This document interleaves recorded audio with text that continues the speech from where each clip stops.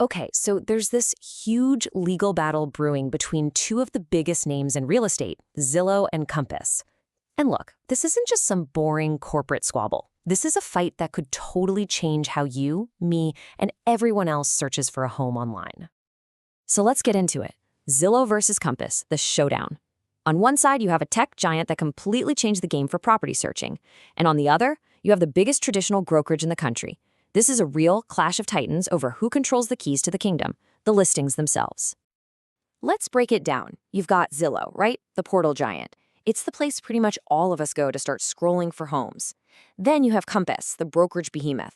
They're the ones with the agents on the ground, the largest in the US by sales, who are actually selling those homes.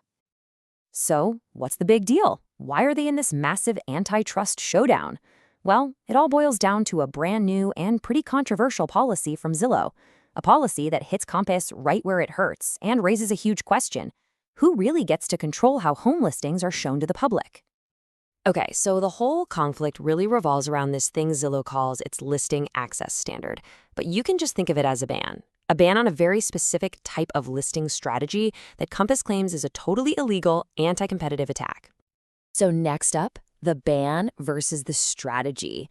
To really get what's going on here, you need to understand these two key ideas. They're at the absolute heart of this whole thing.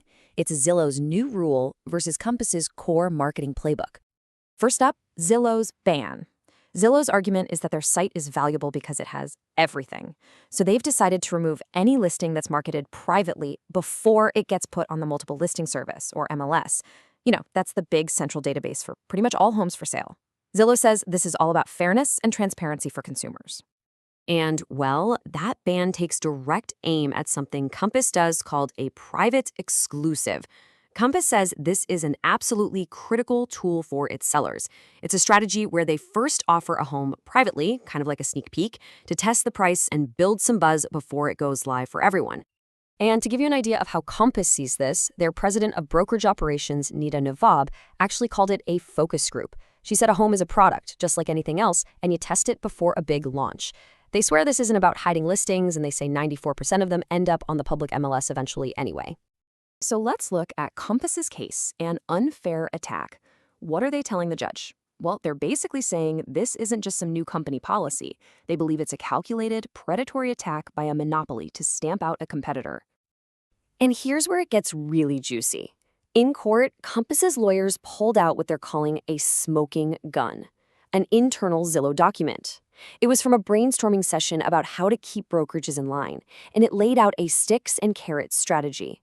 The sticks were punishments, like a listing ban, and the carrots were rewards, like better leads. But here is the kicker. Written right there in the document, one of the stated goals of this whole strategy was to, and I'm quoting here, isolate Compass. For Compass's legal team, this was all the proof they needed that the ban was designed specifically to target them. So Compass is arguing this is causing real damage, what they call irreparable harm. And they brought a chart to back it up, showing that as soon as Zillow announced this ban, the use of their three-phase marketing strategy got cut in half, dropping from 40% down to 20%. Okay, now for Zillow's defense, protecting consumers. That's Compass's side. Now let's flip the coin and hear how Zillow is defending itself, because they paint a very different picture. Zillow comes back and says, whoa, hold on, this has nothing to do with Compass. This is about protecting the consumer. They're worried about what they call a contagion of these private hidden networks, where the market gets all fragmented and buyers can't see everything that's for sale. And Zillow's chief industry development officer, Errol Samuelson, he basically admitted in court, look, yeah, this is bad for our business, but that's not the point. He argued the real problem is that it's bad for consumers, for competition, and for the entire industry. But then, things got even more complicated. During testimony, this huge number came up, $1.3 billion.